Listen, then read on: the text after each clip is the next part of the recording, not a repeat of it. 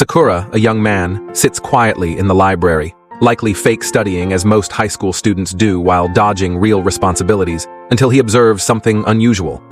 Between the library shelves walks a tall, attractive girl wearing an alluring bunny outfit. Both her striking costume and Sakura's inability to avert his gaze are undeniable. Initially, he assumes she's recording some kind of television show. The girl turns out to be Mai Sakurajima, a renowned performer and campus celebrity. However, the realization strikes him. Nobody else notices her presence. Not a single individual reacts, looks, or even casts a glance in her direction. Sakura questions whether he's experiencing strange visions or witnessing something otherworldly. Being someone with minimal stakes and excessive inquisitiveness, Sakura calls out her name audibly. Her gaze meets his with clear displeasure. In that moment, he becomes entangled in circumstances far stranger than academic assignments and teenage conflicts. Sakura Azusagawa attends high school and maintains few friendships. The majority of his peers distance themselves due to a peculiar past occurrence, referred to as the hospital incident. Others assume Sakura caused 3 students to be hospitalized, despite the complete circumstances remaining ambiguous. Due to this gossip, he maintains discretion and avoids complications. On a particular day, an extraordinary event occurs. Sakura observes a female student moving through the library wearing a rabbit costume. She navigates between the bookcases, yet others appear oblivious to her. Remarkably, Sakura seems to be the sole person capable of perceiving her. He swiftly recognizes the girl as Mai Sakurajima, a famous performer who's also his upperclassman. Sakura speaks her name aloud. Mai halts and regards him, but rather than showing satisfaction, she seems stern and aloof. She requests that he refrain from mentioning his observation and instructs him to maintain distance. Sakura consents, yet he cannot dismiss the recollection. The bizarre encounter remains in his thoughts. Her appearance lingers in his consciousness, and the enigma about her intensifies. Upon the resumption of classes, he encounters her again. Witnessing her presence heightens his intrigue and prompts him to question the true situation. Subsequently, he mentions her name before his friend Kunimi. Sakura simply desires to understand her better, but Kunimi misinterprets this as romantic interest. In his view, Mai and Sakura belong to entirely separate spheres. He believes someone like Sakura has no opportunity to approach her, but Sakura clarifies his feelings aren't romantic. He merely considers it odd that such a celebrated person remains consistently isolated and overlooked at school. Seeking greater comprehension, Sakura inquires with senior club members about Mai. He discovers that Mai paused her acting career following middle school completion. She, also, didn't begin at their institution from the start. She enrolled as a transfer student afterward. When she arrived, all students had already established their social circles. Consequently, she experienced difficulty integrating. For 2 entire years, she remained virtually invisible, as if absent altogether. This parallels Sakura's own circumstances, fostering a subtle bond with her. Despite most students leading mundane, conventional lives, they still resist disruptions to their patterns. Transformation seems dangerous, so they favor maintaining status quo. Following classes, Sakura encounters Mai once more, now at the railway station. At that location, he observes a young male attempting covertly to photograph her. Sakura intervenes immediately, preventing the boy before the situation escalates. Mai expresses gratitude for his assistance and demonstrates her thanks. She references something she previously read in media reports concerning Sakura. The report claimed he was aggressive and severely injured 3 male peers. Nevertheless, Mai doesn't accept that narrative as truth. She reasons that if Sakura were truly at fault, educational or law enforcement authorities would have sanctioned him. Sakura concurs with her assessment. He understands the reality, yet recognizes that others continue viewing him as threatening. Presently, numerous peers still evade him. He's accustomed to being overlooked and no longer attempts self-explanation. Altering others' perceptions seems like squandered effort. Following their discussion, Sakura starts experiencing altered feelings toward Mai. He begins caring and desires deeper understanding of her. Inquisitiveness motivates him to question her library rabbit costume choice. Mai reveals that she began performing in early childhood. At merely 6 years old, she was selected for the starring role in a favored morning series. Her celebrity status expanded rapidly, initially bringing excitement and pride. However, gradually, that enthusiasm diminished. The stress began intensifying significantly. Regardless of her location, individuals would immediately identify her. One day, Mai wished to exist in a world where she remained unknown. She didn't anticipate its fulfillment, yet something peculiar occurred. She visited the aquarium alone, and no individual acknowledged her presence. Experiencing bewilderment, yet intrigue, she subsequently went to a coffee shop. Even the staff member couldn't hear her voice, regardless of her clear articulation. Terror gradually overwhelmed her, and she rushed home, disturbed by the recent events. Subsequently, she chooses to examine the situation. To confirm people genuinely cannot perceive her, she dons a conspicuous rabbit outfit and enters a public area. Nevertheless, nobody responds. No individual even glances in her direction. Sakuta listens to her account and begins suspecting she might be encountering something extraordinary. He theorizes that Mai could be influenced by a condition known as Adolescence Syndrome. This mysterious ailment reportedly manifests exclusively during adolescent years, potentially granting individuals bizarre and supernatural capabilities. Certain affected individuals have documented abilities such as mind reading or prophetic vision. For additional clarification, Sakuta takes Mai to his residence. At that location, he reveals multiple marks on his physique. He cannot recall their origin, yet the injuries are undeniably genuine. Mai examines them delicately, verifying their authenticity and confirming they aren't fabricated. Sakuta shares his strong conviction regarding Adolescence Syndrome. His younger sister, Kaide, experienced something similar. Her classmates excluded her simply for not responding to their messages promptly. What appeared as a minor error escalated into something far worse. Her peers began ignoring her, and soon the harassment became vicious. Kaide started receiving terrible messages, including threats on her device. These threats instilled fear of other people, particularly strangers. Although no one physically harmed her, mysterious injuries began manifesting on her skin. Cuts and bruises appeared without apparent cause. It seemed her emotions had transformed into actual pain. Her condition only improved after she discontinued phone usage and completely withdrew from school. From that point forward, she remained inside their apartment with only her cat for companionship. When Sakuta learned about Kaida's struggles, he felt powerless.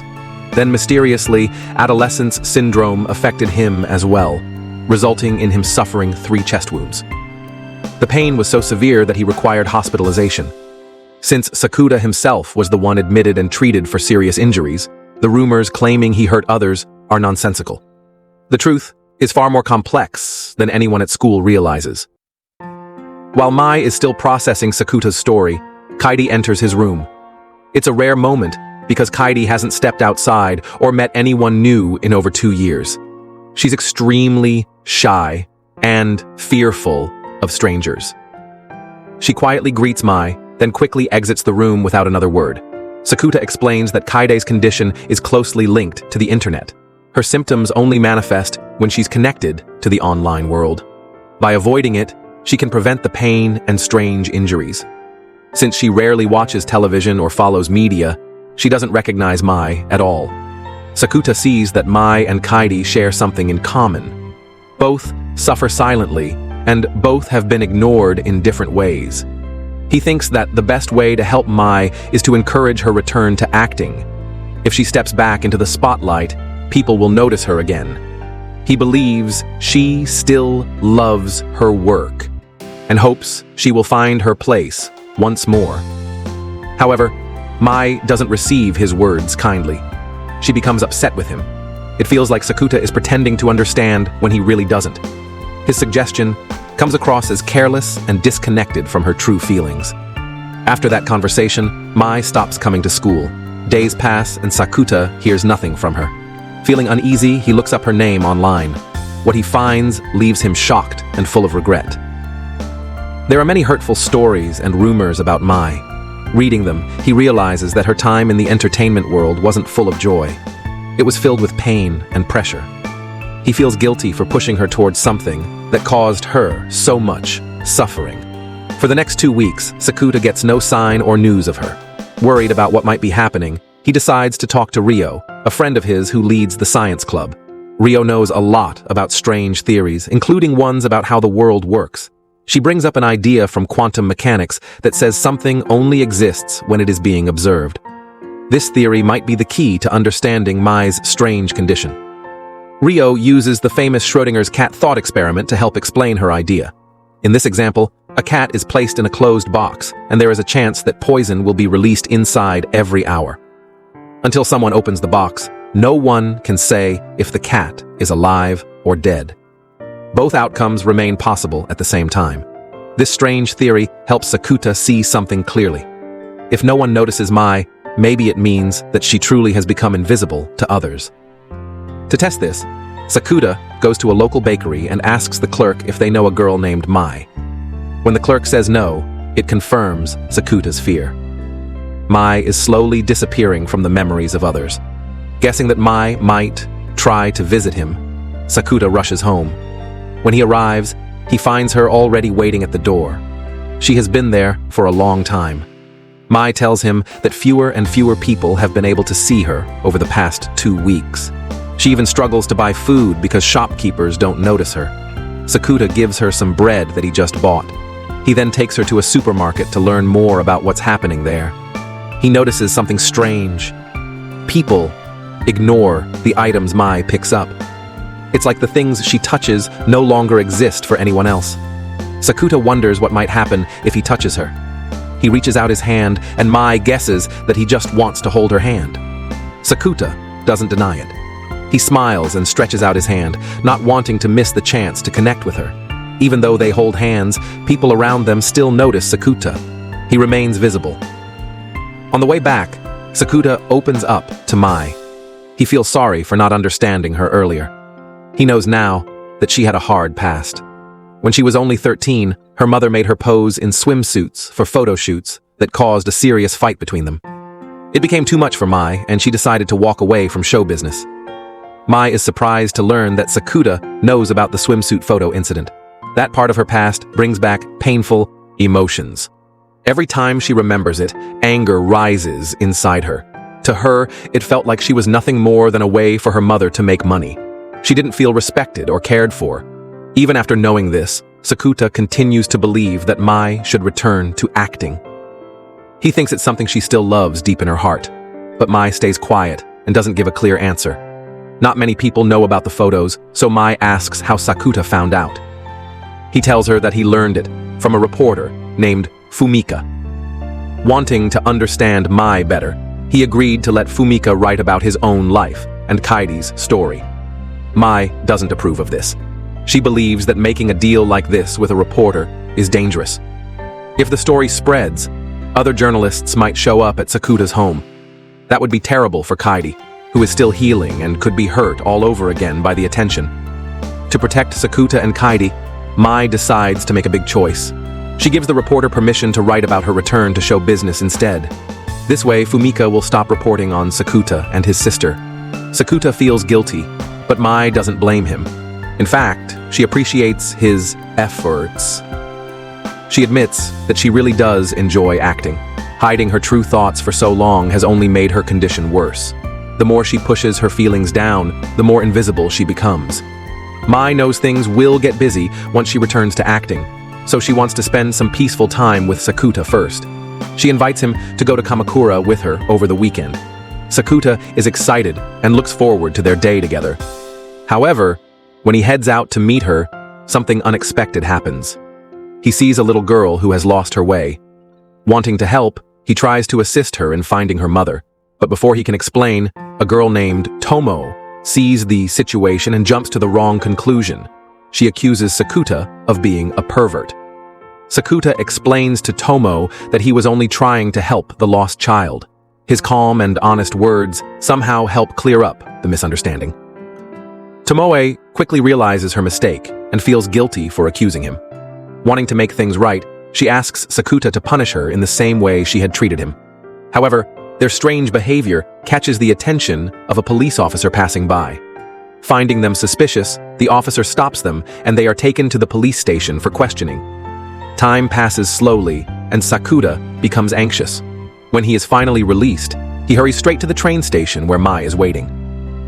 More than an hour has passed since their planned meeting time. Even so, Mai is still standing quietly at the station, waiting for him without showing any frustration. Sakuta arrives and explains what happened. She listens with understanding and forgives him without hesitation. Since the original plan is delayed, Mai decides to take him somewhere else. As they walk together, she turns the conversation to something more personal. She asks why Sakuta cares so much about her. Sakuta opens up and tells her about a time when he was deeply struggling because of Adolescence Syndrome. At that time, someone helped him. Her name was Shoko, and she was 2 years older than him. When everything felt dark and hopeless, Shoko gave him comfort and showed him a way forward. Her kindness gave him strength. Later, he enrolled at the same high school where Shoko once studied, but strangely, her name didn't appear anywhere on the student list. She had disappeared without a trace. Mai listens to this story and feels that Sakuta must have strong feelings for Shoko. But Sakuta gently explains that Shoko is someone he used to like, a person who helped him during a hard time, and someone he now sees as part of his past. Their walk brings them to a quiet beach where Sakuta meets Mai's mother for the first time. Mai has brought him there with a purpose. She wants to explain to her mother why she chose a different agent instead of her. She hopes this conversation will help them understand each other better. However, something unexpected happens. Another strange moment caused by Adolescence Syndrome occurs right in front of them. Her mother forgets who Mai is. No matter what Sakuta says or how clearly he explains the situation, Mai's mother does not recognize her own daughter. Sakuta finds this situation unbelievable. It feels too strange to be real. But the truth becomes clear. Everyone except Sakuta has now forgotten about Mai. Even with this heavy burden, Sakuta refuses to give up. He takes Mai's hand and tells her that they will keep searching for someone who still remembers. They travel from one town to another, stopping at different train stations. No one recognizes her. When Sakuta tries to talk to his friend Kunimi to arrange some leave from school, he is shocked to learn that Kunimi still remembers Mai. This brings a little hope. Curious and confused, Sakuta quickly calls Rio for help. Rio listens and suggests they go back to school right away. She thinks that the answer to fixing Mai's condition might be found there. Since it's already very late, Sakuta and Mai decide to stay the night at a hotel. In the quiet of the room, Mai brings up the idea of sharing a kiss. Sakuta remains calm and asks if she means something deeper by it. Mai gently explains her feelings. She doesn't want anything more. She simply wants to show her thanks. In her heart, a kiss is the best way to express how grateful she is for everything Sakuta has done. How he stood by her side and never left her, even when the world forgot who she was. Even though Mai does not realize it at first, Sakuta has fallen deeply in love with her. He finally speaks from the heart and promises that he will never forget her, no matter what happens. His words touch her deeply and bring quiet comfort. That night, they lie close to each other, and Sakuta stays awake, quietly watching Mai's peaceful, sleeping face. He finds himself unable to sleep, afraid to miss even a moment with her. The next day, Sakuta and Mai return to school, but things continue to change. Rio brings troubling news. Kunimi no longer remembers Mai. This comes as a shock to Sakuta. Hoping it's not true for everyone, he finds Tomo in the hallway and asks if she remembers Mai. She too has forgotten. Now, with no one else remembering Mai, Sakuta starts to look like someone who is losing touch with reality. His classmates see him as strange or unstable. Rio tries to explain what is happening. She thinks the power of Adolescence Syndrome is causing people to slowly forget Mai. She also believes that the memories disappear once people fall asleep, since their awareness shuts down during sleep. Only Rio and Sakuta still remember Mai because they have stayed awake. Determined not to lose his memories of her, Sakuta begins fighting sleep. He takes pills to stay awake and spends his time writing every detail about Mai in his notebook. He tells himself that if he records everything, he can hold on to her. But the effort takes a heavy toll. After 3 days without sleep, he feels drained and weak. Mai sees how much he is suffering. She realizes he is pushing himself too far. Wanting to help, she decides to act. She visits Sakuta at home, pretending it's for exam tutoring. Then, without telling him, she mixes sleeping pills into his coffee. Before he fully drifts into sleep, she says goodbye. In her heart, she has already accepted loneliness. She has spent so long being invisible and forgotten that she tells herself it won't matter if Sakuta forgets her, too. Eventually, the sleeping pills take effect, and Sakuta drifts into sleep. When he wakes up, he notices his diary lying on the table. Flipping through the pages, he finds something strange. Mai's name is no longer there. Her presence in his notes has completely vanished. He tries to convince himself that it's just his imagination. Maybe he wrote it wrong, or maybe he dreamed the whole thing. He shrugs it off and chooses not to think too much about it. Soon after, Rio gives Sakuta a letter. She had forgotten about Mai 2 days earlier, but before that, she had written this letter just in case. She hoped that if anything strange happened, it might help him remember something important. In the letter, Rio explains her theory. She believes Mai's disappearance is caused by being ignored by everyone at school. The energy created by this rejection became so strong that it spread beyond the school, affecting even people outside. Over time, this strange power caused the entire world to forget Mai. But Rio leaves a small ray of hope. She writes that if Sakuta's love for Mai is strong enough to rise above the judgment and pressure of others, then the world might remember her again. For now, Sakuta still cannot remember everything clearly. One day, something small sparks his memory. He sees a kanji character that he once studied with Mai before an exam. That simple moment brings everything rushing back. His time with her, her voice, her smile, it all returns. Emotion overwhelms him and tears run down his face. Feeling the weight of everything, he runs to the schoolyard, determined to do something bold. He stands in front of the entire school and shouts out his feelings for Mai. He wants to walk the beach with her, to see her wear the bunny outfit again, to hold her close and kiss her, never letting go. Sakuta's loud confession reaches every corner of the school. Students stop what they are doing and listen. Slowly, memories of Mai return to them. One by one, people begin to remember who she is. Her presence, once erased, comes back to life. Mai finds herself deeply moved. She is touched by how far Sakuta goes for her, but at the same time, she feels upset. She remembers that he once promised never to forget her, yet he did. Sakuta quickly apologizes with sincerity. Mai doesn't respond right away. Instead, she tells him to wait for 1 month before she gives him an answer. Sakuta, full of emotion, says he cannot wait that long. He promises to confess to her every single day for the next month. Hearing this makes Mai smile. She feels joy fill her heart and takes the chance to tell everyone that Sakuta is not a violent person. With this declaration and Sakuta's love, her adolescence syndrome finally fades away. She's no longer invisible. His words bring her back to the world. Rio watches everything and smiles. She calls Sakuta a rascal. In the past, he never cared much about clearing up the rumors around him, but for Mai's sake, he now stands in front of everyone without fear. For the next 30 days, Sakuta keeps his word. Every single day, he confesses his feelings to Mai. On June 27th, he gives his final confession, and this time, Mai accepts it. The relationship begins at last. But just when things seem perfect, something strange happens. Sakuta wakes up the next day and finds out it is still June 27th. Time has stopped moving. No matter what he does, the day won't change. Even worse, no one else remembers anything about this day repeating. Only Sakuta knows. Frustrated and confused, he turns to Rio again, hoping she can help him find out what is going on.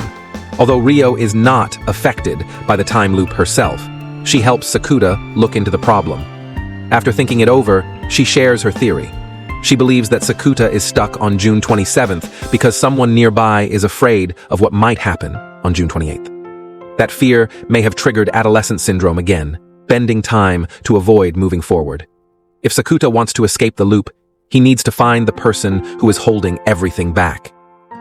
Sakuta starts paying attention to the people around him.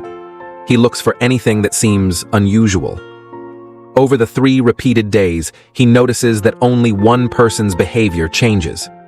Tomoe. Her reactions and choices are never the same each time. After confirming that Tomo is also trapped in the loop, Sakuta takes time to explain Adolescence Syndrome to her.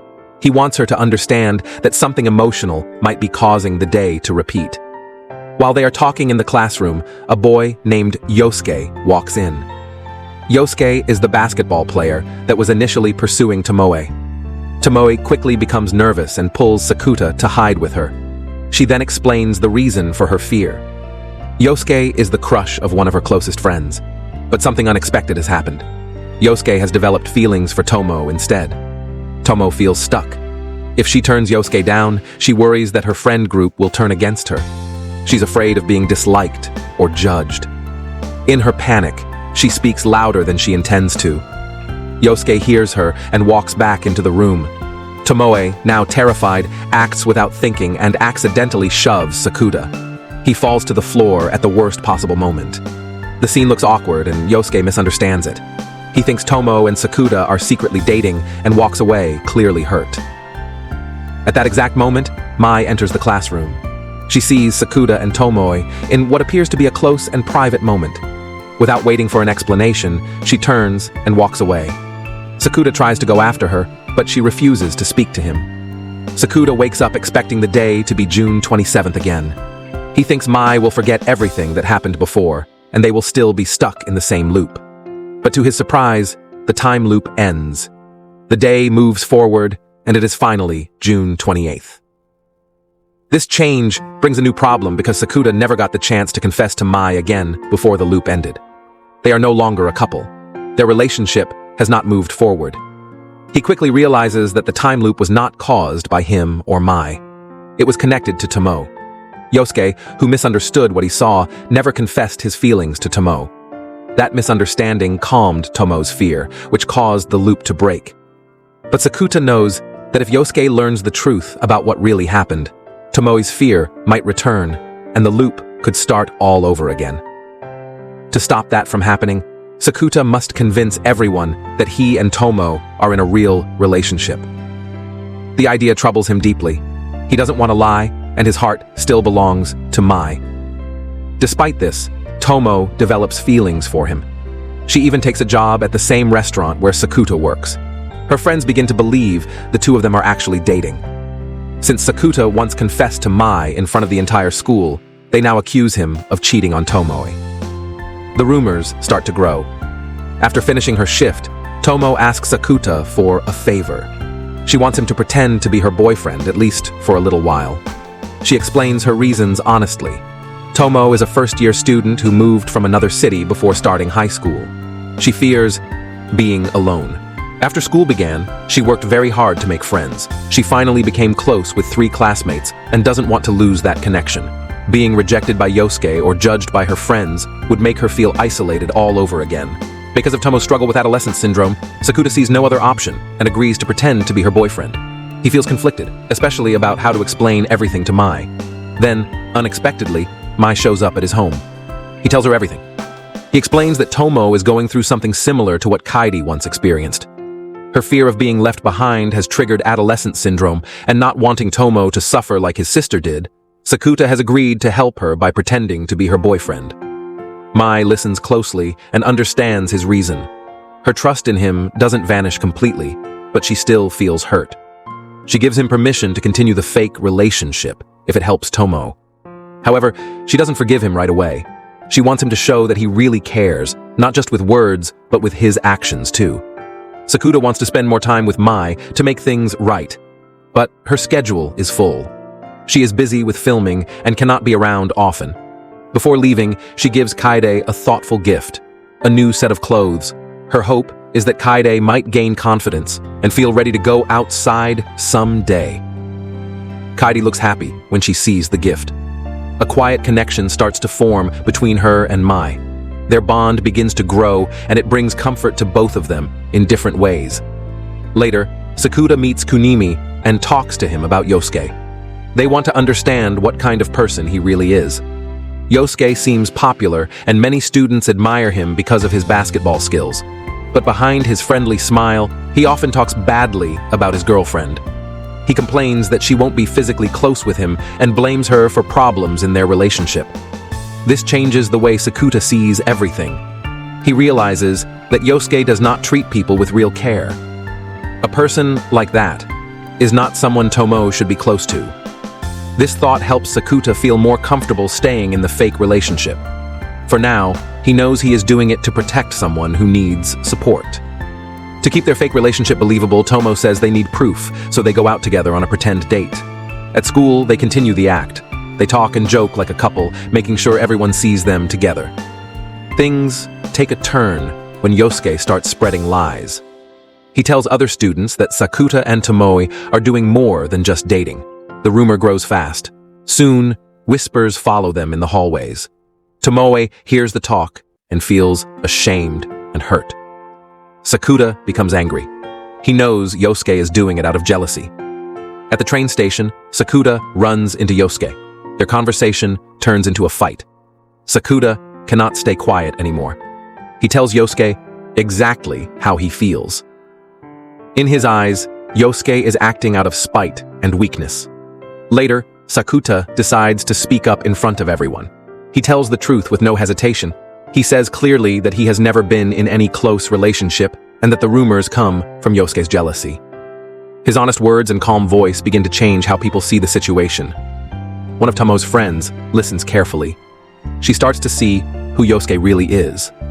After that, she steps away from him, realizing he is not someone she should trust. The truth spreads and people stop judging Tomo unfairly. Over time, Tomo begins to see Sakuta in a new light. Being with him makes her feel safe. She starts to feel something more, but she also knows what Sakuta truly feels. His heart is with Mai. Tomoe understands that, so she chooses to stay by his side, not as a girlfriend, but as a friend. 1 week later, Mai finishes her filming schedule and comes to visit Sakuta. She knows he doesn't enjoy studying, so she decides to surprise him. To cheer him up, she wears the same bunny girl outfit that first brought them together. It's her way of making him smile again. Sakuta feels happy to see her and his heart fills with warmth, but things are still complicated. He is still pretending to be in a relationship with Tomoe, and that keeps a wall between him and Mai. Even though she loves him, Mai chooses to keep her distance. She holds back, waiting until he sorts out everything. When summer break begins on July 18th, Sakuta and Tomo go to the beach together. They both know it is their last outing as a fake couple.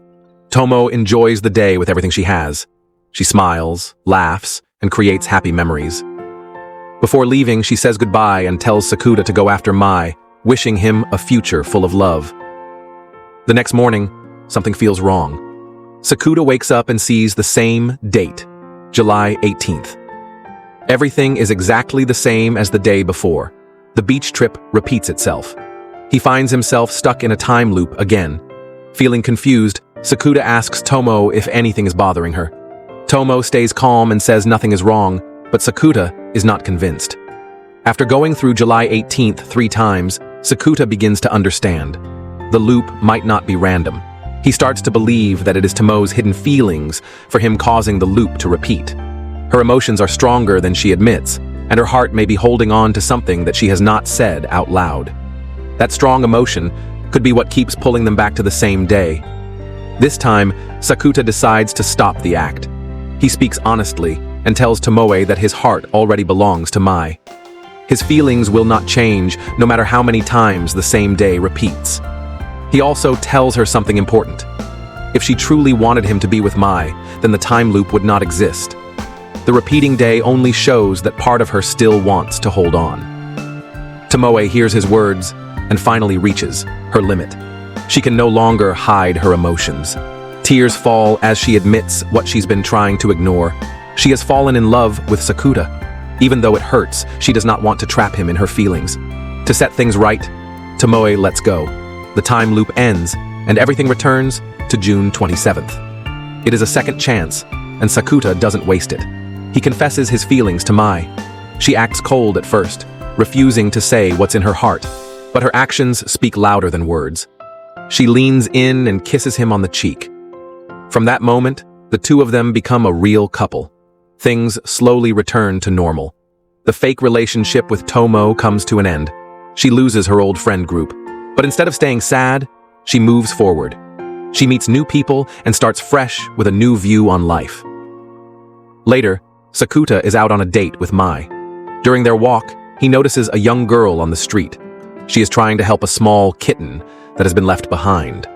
When he hears her name, he freezes for a moment. It is the same name as the girl who once helped him. The memories begin to return. She is Shoko, the same person who once helped Sakuta during one of the darkest times in his life. But something doesn't feel right. She now looks much younger, like a middle schooler, and she shows no signs of remembering him at all. Shoko has found a stray kitten, but her family doesn't allow pets at home. With no other choice, she asks Sakuta to take care of the cat. He agrees, though in the back of his mind, something continues to bother him. The situation feels strange. Sakuta begins to wonder if this younger version of Shoko might also be affected by Adolescence Syndrome, but there are no clear signs. With no proof, he chooses to push the thought aside for now. 2 weeks later, Mai stops by the restaurant where Sakuta works. Her filming has kept her away, and she feels a little guilty for not being around. To make it up to him, she plans to take him out on a proper date after his shift ends. While waiting, Mai spots Rio nearby. Something feels off. Her movements and expression don't match the Rio she knows. Sakuta becomes curious and quietly follows her to an internet cafe. There, he decides to call her phone. When the phone rings, the girl in front of him doesn't react, but someone else picks up on the other end of the line. And that voice belongs to Rio, too. This moment reveals the truth. Rio is suffering from Adolescence Syndrome. Her deep fear of being misunderstood and judged by others has caused a strange split. Two versions of her now exist. One hides in the cafe, avoiding people. The other keeps going to school, trying to live a quiet and unnoticed life. Feeling sympathy for Rio, Sakuta talks to Mai and suggests that they let Rio stay at his place for a while. He hopes the space will help her feel safe and calm. Mai does not like the idea of Sakuta living with another girl, even if it's for a good reason. Still, she agrees, but only if she stays there too. That night, just before they go to sleep, Mai visits Sakuta's room. She reminds him that they won't be able to go on their date the next day because he has to meet the other version of Rio. Sakuta feels bad about it and wants to make it up to her. In a sweet but awkward moment, he leans in for a kiss. Their timing is off and he accidentally bumps into her nose. Mai doesn't get angry. She stays calm and smiles at him.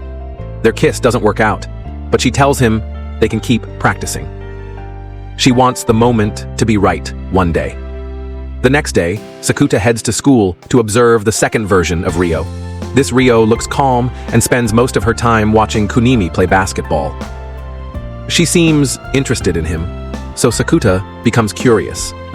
He asks her why she likes Kunimi. She opens up and tells him about something that happened in the past. One day, she went to a store but gave up on buying anything because the crowd was too much. The line was long and she felt overwhelmed. Just then, Kunimi appeared and offered her a loaf of bread. He was kind and gentle. That simple act stayed in her heart. From that moment, she began to like him without even realizing it. Sakuta listens and begins to understand. Both versions of Rio are real. Each one is dealing with different emotions and fears, but even now, he does not know how to bring them back together. Just before he leaves school, Kunimi's girlfriend approaches him. She shares something surprising. Rio has been posting revealing photos online. Sakuta doesn't know what to think at first.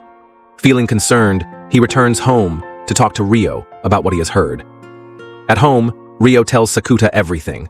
She explains that she posted the revealing photos because she wanted someone to notice her. Her body looks more mature than most girls her age, and boys often stare at her in a way that makes her feel uncomfortable. Instead of feeling proud or beautiful, she feels ashamed. The attention does not make her feel seen, it makes her feel judged. These feelings grow stronger with time. Inside her heart, two voices begin to pull in different directions. One part of her wants to be confident, to dress up and stand out.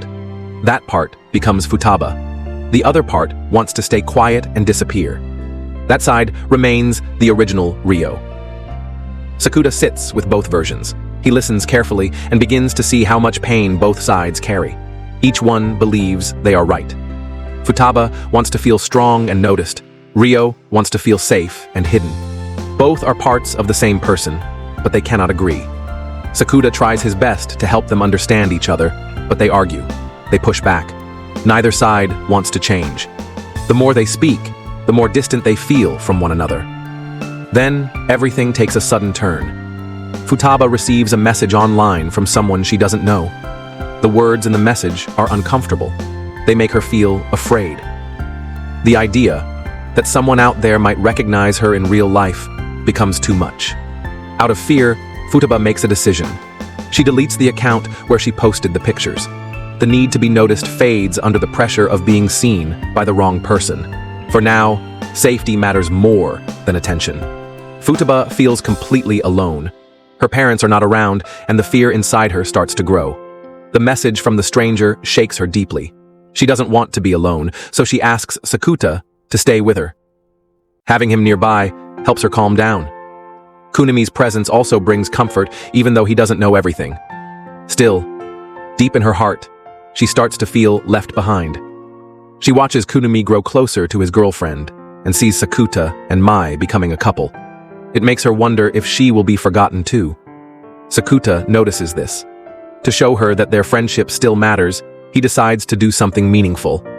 He contacts Kunimi and invites him to meet, but he uses Futaba's name instead of his own. Futaba is shocked when Kunimi shows up without hesitation. This simple act touches her deeply. That evening, they go to the beach together. They light fireworks, share snacks, and enjoy the peaceful sounds of the waves. It feels like a moment that belongs only to them. Before they part, they promise to go together to the upcoming fireworks festival. Sakuta stays awake through the night thinking about everything. The feelings of Rio and Futaba, the pain they carry, and the small happiness they both reached. The next morning, he returns home and speaks to the original Rio. He tells her that Futaba deleted the account. Then he shows her the photos from the beach. Rio looks at the pictures quietly. A strange feeling rises in her chest. She sees Futaba laughing with Kunimi and realizes how strong and open she seems. In that moment, Rio starts to think that Futaba deserves to stay and that maybe she herself should disappear. Sakuta shakes his head and disagrees. He reminds her that Futaba and Rio are not two separate people. They are both parts of the same heart. The pain, the courage, the fears, and the joy, they all belong to one girl. He tells her not to forget the fireworks festival next week. That promise is still important. But Sakuta has pushed himself too far. He hasn't slept in days, and the stress finally takes over. His body becomes weak, and he collapses on the floor, unable to move. After waking up, Sakuta talks to Rio. He tells her something simple but meaningful. Everyone at some point feels unhappy with themselves. That feeling is not strange, and it doesn't mean a person is weak or broken. It is part of being human. These words reach Rio in a way nothing else has. She sits with the thought for a while, and something inside her begins to shift. She no longer wants to run from her emotions. Instead, she wants to face them. She decides that she wants to attend the fireworks festival after all. She tells Futaba about her choice. The moment. Rio accepts her feelings without shame. Something amazing happens. The divide inside her heart begins to fade. The two versions of her, Futaba, who wants to be seen, and Rio, who wants to hide, come back together. They are no longer two people. They become one, again. On the day of the festival, Rio walks forward with quiet strength. The sky is wide and glowing, and the sounds of summer are all around her. She gathers her courage and speaks to Kunimi. Her heart holds no expectations. She already knows that he may not feel the same way. Still, she wants to say what is in her heart. For her, it is enough to be honest. That small act becomes her first step toward becoming whole again. Weeks go by, and Sakuta starts feeling down. The time apart from Mai starts to wear him down. He misses her presence, her voice, and the small moments they used to share. The space between them feels heavy. Mai tries to comfort him by saying things will get better once school starts again. She promises that they'll be able to see each other more. The new term begins, and Sakuta walks to school with hope. He looks around, expecting to see Mai waiting somewhere. But she is nowhere to be found. His worry grows stronger with each passing hour. He finally decides to go to her apartment. There, he finds Mai standing outside, but something feels strange right away. The way she looks at him feels cold, distant. She acts like she doesn't know him. Then, to his shock, she accuses him of being a creepy guy who won't leave her sister alone. Before Sakuta can say anything else, a blonde girl appears and speaks up. She explains the strange truth. She's the real Mai. The girl in Mai's body is actually Nodoka, her younger sister. Because of Adolescence Syndrome, their bodies have switched for no clear reason. The three of them go inside the apartment to talk. Nodoka starts to panic. The situation feels too strange for her to handle. She wants to run away from it. Mai stays calm even with the confusion around her. She tells Nodoka to stop complaining and face what's happening. Sakuta listens to their story and starts to understand everything. Nodoka is not just a regular high school girl. She is also an idol, just like Mai. Mai explains how Nodoka came to visit feeling upset and tired. She didn't want to go back home. The next morning, they woke up and found themselves trapped in each other's bodies. Neither of them understands the reason behind it. They only know that something unusual is happening again. Even though Nodoka starts to panic, both Mai and Sakuta remain calm. Mai takes the lead and suggests a simple plan. Until they understand how to fix the body swap, Nodoka should continue living as Mai and Mai will act as Nodoka. It may not be easy, but it gives them a way to keep moving forward. They sit down and go over each other's schedules. Mai explains her filming and school activities, and Nodoka shares her idol work. They practice how to speak, how to walk, and how to act naturally in their switched roles. Every small detail matters. Sakuta is given an important job too. His role is to stay close to Nodoka and help her act like Mai in public. He must make sure no one at school or on set notices anything strange. The next morning starts in a very unusual way. Sakuta wakes up and finds a cat's hairball in his mouth. It's not the best way to begin the day. Moments later, Kaede bursts into the room. She laughs and jokes, saying she wishes she could be that close to him instead. Her energy adds a bit of humor to the strange morning. On the way to school, Nodoka starts to feel nervous. The fear that someone might notice something wrong begins to build. She worries that Mai's classmates might figure out she's not the real Mai. Sakuta walks beside her with his usual calm face. He tells her not to stress too much. In his usual blunt way, he says, Mai doesn't really have any friends at school, so there's no one to fool. Later, Nodoka shares that moment with Mai. They both laugh at how true it is. Neither of them has a big group of friends.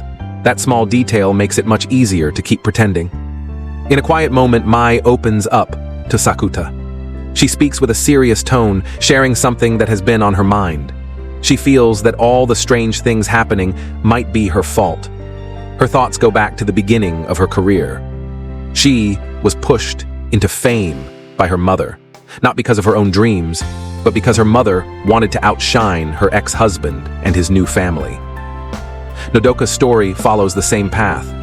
Her mother also placed her into the idol world, not to support her happiness, but to compete with Mai. Both girls were pulled into a silent fight between adults. Instead of being treated like daughters, they were treated like tools. Later, Sakuta starts thinking about Nodoka's life more carefully. He worries that she might not be ready for the pressures of being an idol. Things like riding crowded trains, going to events, and being watched all the time might be too much. But Nodoka proves otherwise. She stays calm and explains that she's already used to those things. Her life has never been soft or easy. She handles it without needing help. Nodoka continues to follow Mai's instructions carefully. She works hard to copy her sister's way of speaking and moving. Her effort shows. Sakuta watches her and finds himself surprised. Her performance is so convincing that for a brief moment, it feels like she really is Mai. Later, Sakuta meets with Ryo to make sense of everything. They talk about the recent events, especially the body swap. Ryo shares a theory she has been thinking about. She believes that adolescence syndrome comes from emotional instability. Strong feelings that are left unresolved can affect the real world. Sakuta listens and agrees. He tells Ryo that the biggest struggle of Nodoka is her deep sense of inferiority. She doesn't feel like she can ever reach Mai's level. That feeling follows her everywhere. He admits that he has no idea how to fix it. Afterward, Sakuta and Nodoka spend time at the beach to take a break from the stress. Sakuta watches her for a moment and can't help thinking some strange thoughts, confused by how he ended up involved with both sisters. Nodoka notices his expression and wonders how someone like him could ever win Mai's heart. Their peaceful moment quickly turns tense. Sakuta starts pushing Nodoka to be more honest. He calls her out for running away from home, refusing to deal with her feelings and blaming everything on her situation. Nodoka tries to defend herself, but Sakuta cuts her off. He tells her that Mai already knows how she truly feels. Nodoka finds it difficult to talk to Mai, but she finally gathers her courage and opens up. She tells Mai that she hates her, not because of who Mai is, but because she has always been compared to her.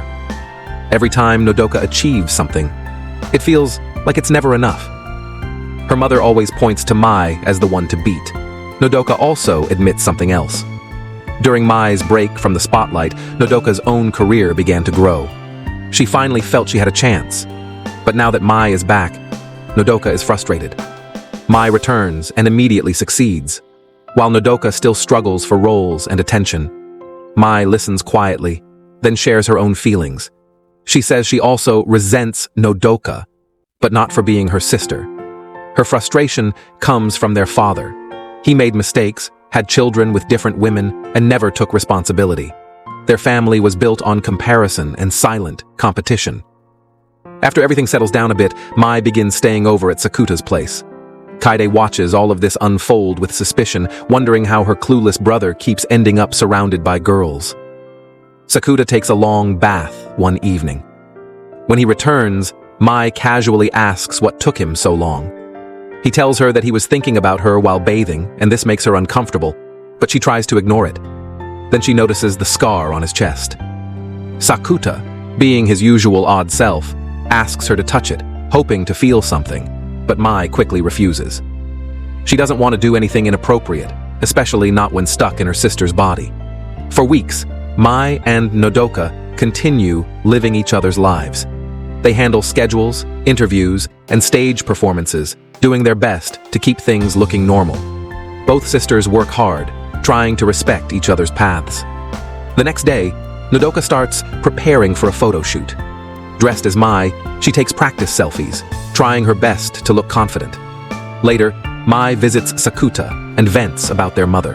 She calls out how controlling and overbearing Nodoka's mother has become.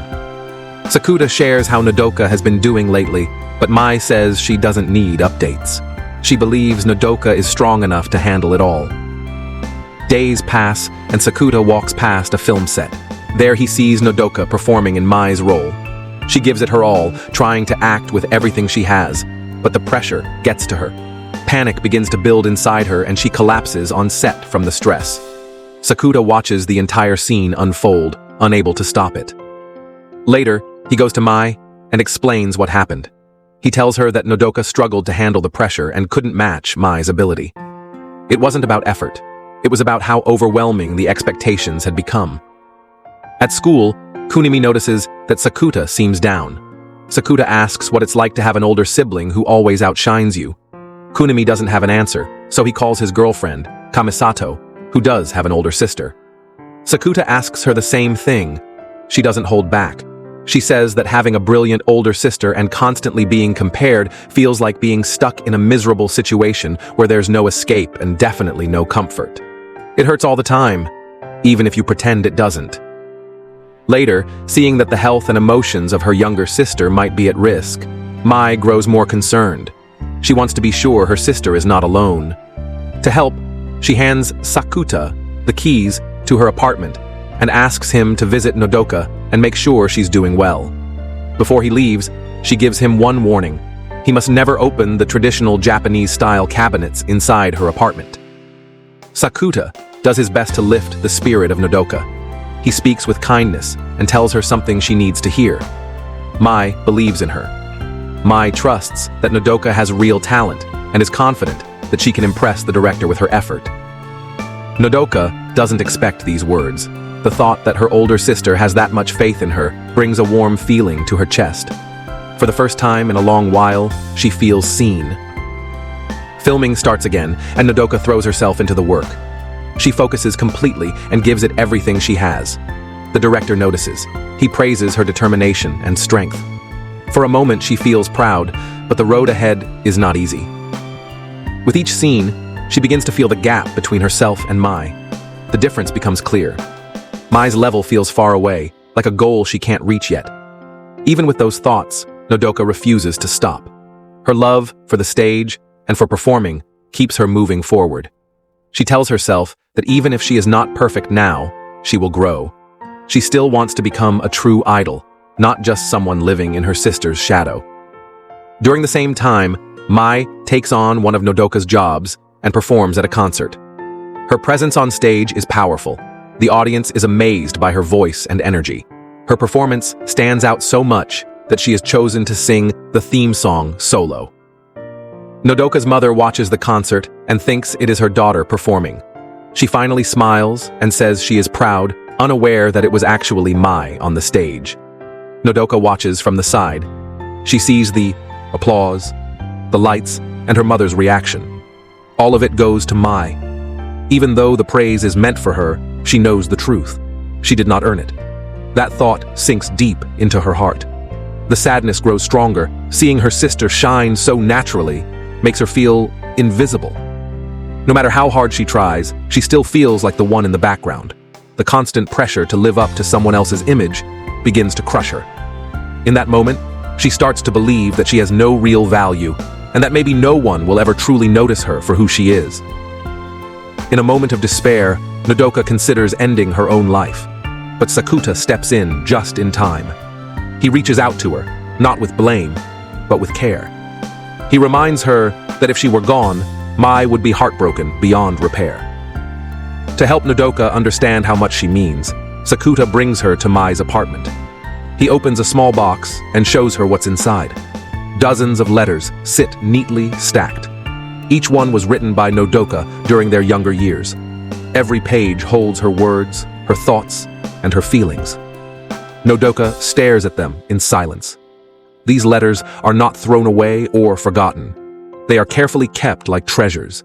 In that moment, something changes inside her. She realizes that Mai has never disliked her.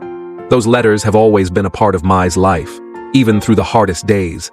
Soon, Mai returns home. Her voice is soft. She begins to speak about her early years in show business. The stress, the fear, and the pressure were more than she could handle. There were days she wanted to give up. But every time she received a letter from Nodoka, her strength came back. The words gave her hope and helped her keep moving. She thanks Nodoka not just politely, but with true emotion. Even after hearing these words, Nodoka still feels pain. The kindness helps, but it doesn't erase the feelings completely. She watches Mai receive praise and attention again and again. Mai sings the theme song. The crowd claps. Their mother smiles and praises her, believing she is perfect.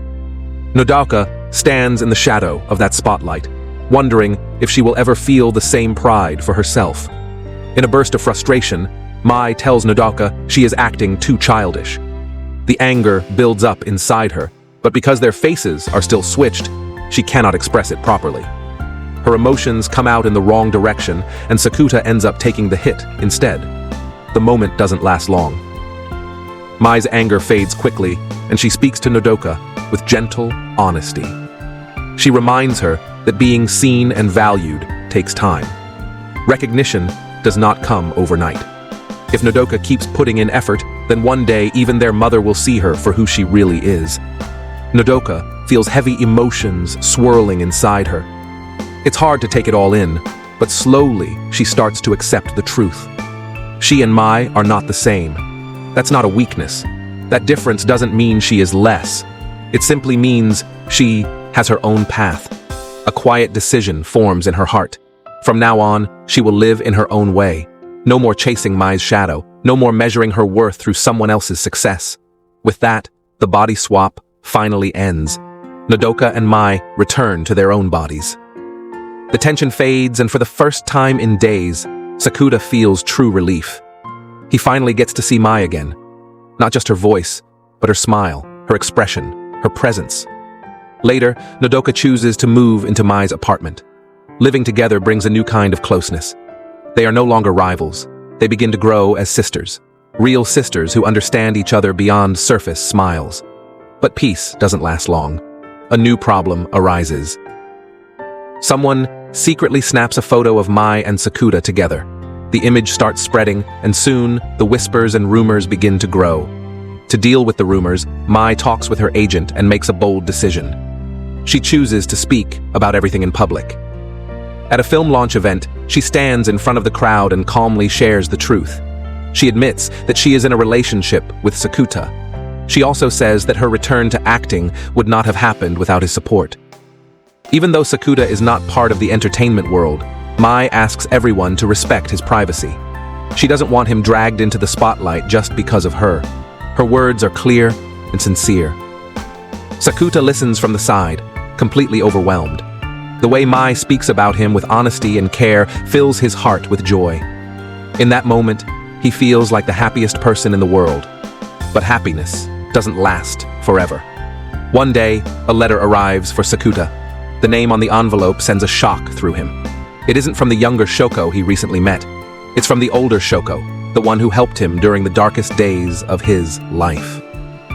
Confused and unsure of what to do, Sakuta turns to Rio. He hopes she might give him advice, but Rio doesn't want to be involved in anything related to love. Instead, she tells everything to Mai. When Mai hears the name, her heart sinks. A sharp wave of jealousy runs through her, even though she doesn't want to feel that way. Still, she understands what Shoko once meant to Sakuta.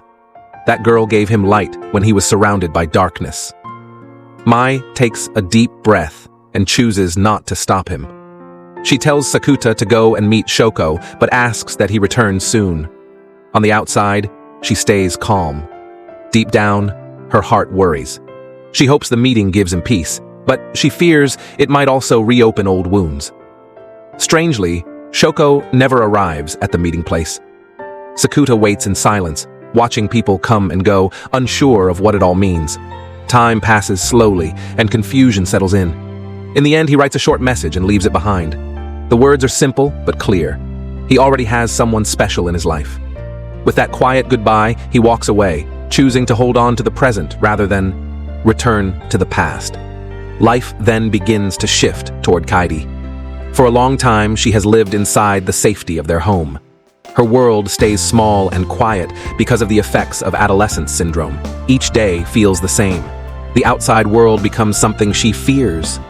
But through it all, Sakuta and Mai stay by her side, never forcing her, but always ready to support her. Their kindness gives Kaede the strength to try. One day, she puts on the clothes Mai gave her. She chooses to step outside just once with Sakuta walking beside her. The moment she crosses the threshold, her body starts to tremble and tears roll down her cheeks. The world outside feels too big, too loud, too new. But she doesn't let go of Sakuta's hand. She keeps walking. Later that weekend, Sakuta and Mai take both Kaede and Nodoka to the beach. The sun shines gently, and the sound of the waves fills the air. The moment feels peaceful and light. For Kaede, it becomes a rare and special memory. During their time at the beach, a girl named Kotomi approaches.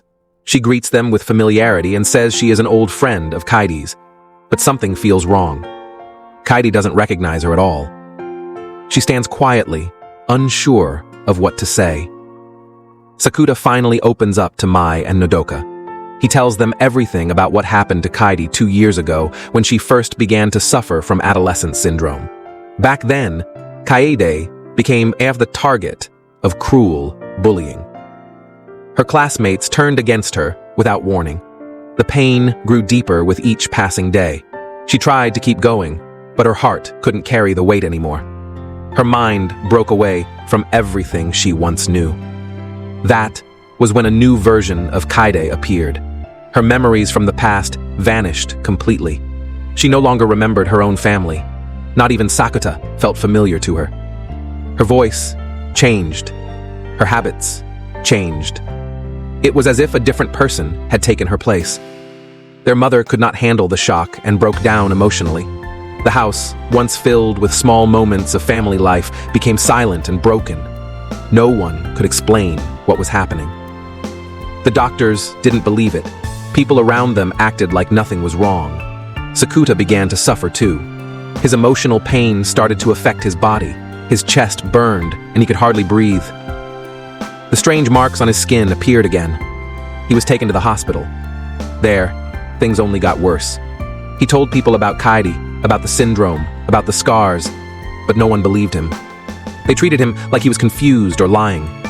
Every word he spoke felt useless. The pressure became too much. One night, he left the hospital on his own. His body was weak. His heart felt heavier than ever. That was when Shoko appeared. She didn't doubt him.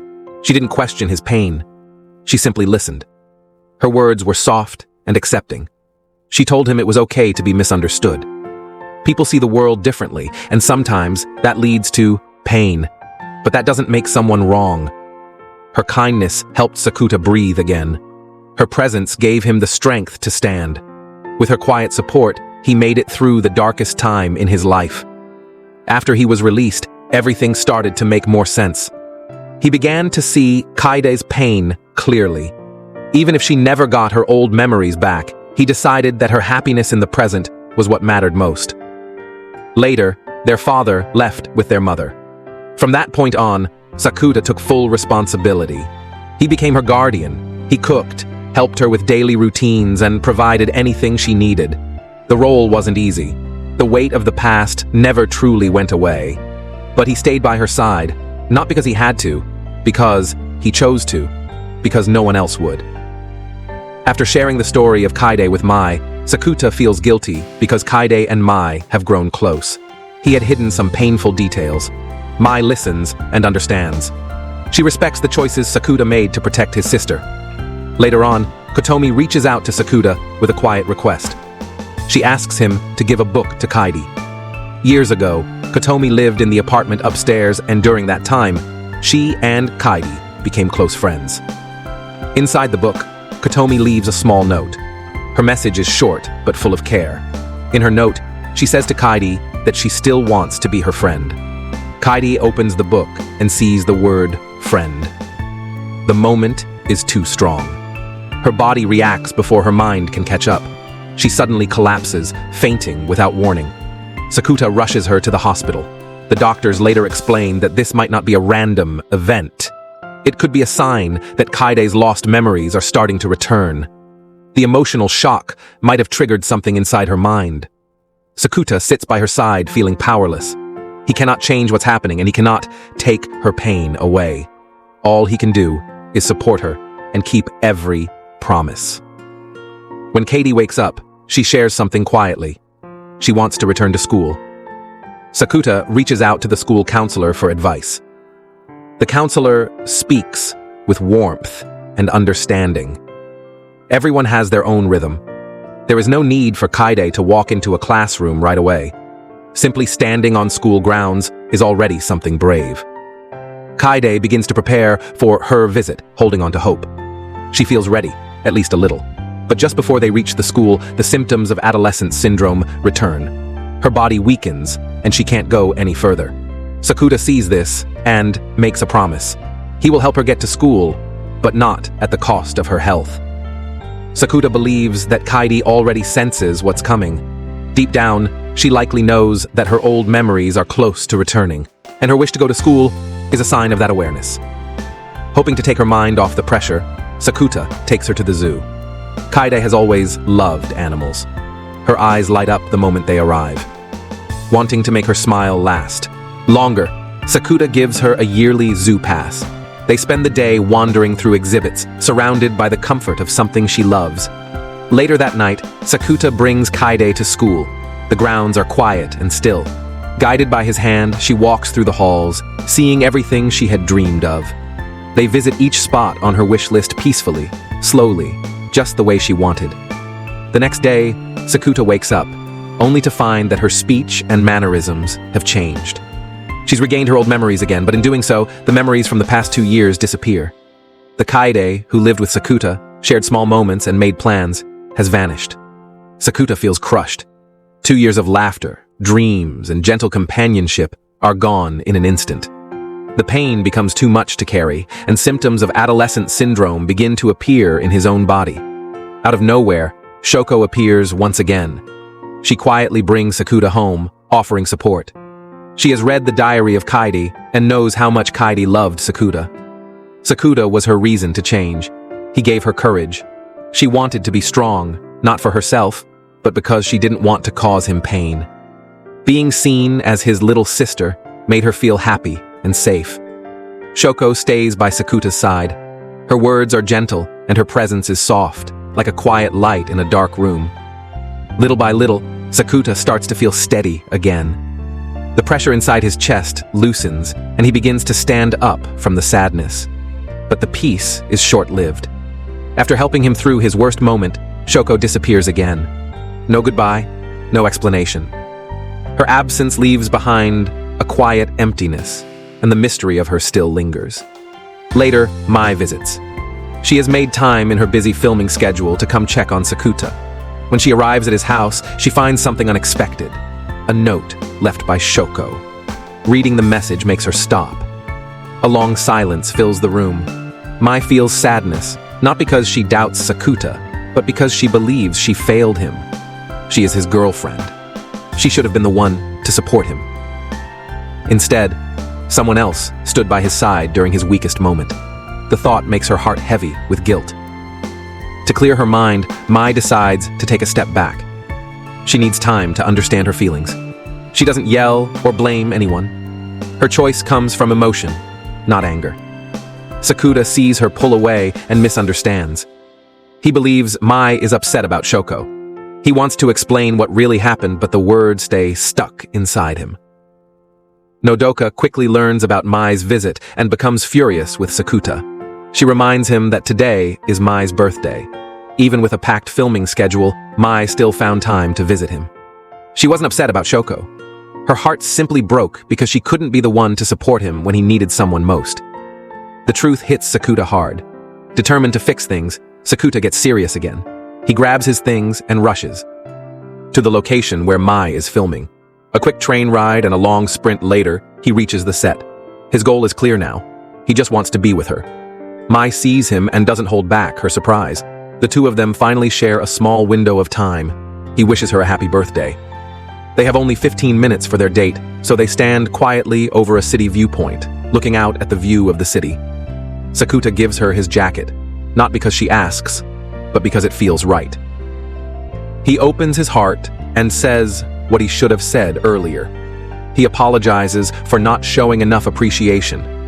Mai also looks back on everything and realizes she should have shared her feelings sooner. Both of them speak honestly, and the weight between them starts to lift. Sakuta says how lucky he feels to have her by his side. He wants to be strong for her, just like she has always been for him. Mai smiles and gently tells him to close his eyes. He expects a kiss, but instead, she pinches him. The moment stings, but it also makes him laugh. It's her way of showing affection, just a little playful and very real. Sakuta takes an important step and introduces Mai to his family. The moment feels like the start of something new. A quiet chapter opens for both of them. Kaide begins to change as well. She starts to understand the version of herself that once hid from the world.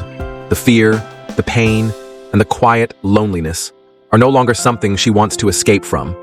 Instead of avoiding it, she decides to face it.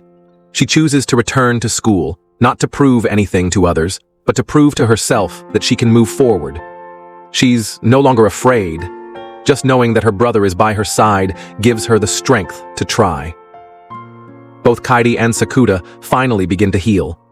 The symptoms of adolescence syndrome, once tied to heartbreak and confusion, start to fade. The people around them also grow, each in their own way. Through pain, support, and love, they all find a little more strength. And that is it for today. If you had fun watching, make sure to like, share your thoughts in the comments, and don't forget to subscribe for more anime breakdowns. Have a theory, a favorite scene, or maybe just want to talk about that iconic bunny suit? Share it below. We read every comment. Catch you in the next video.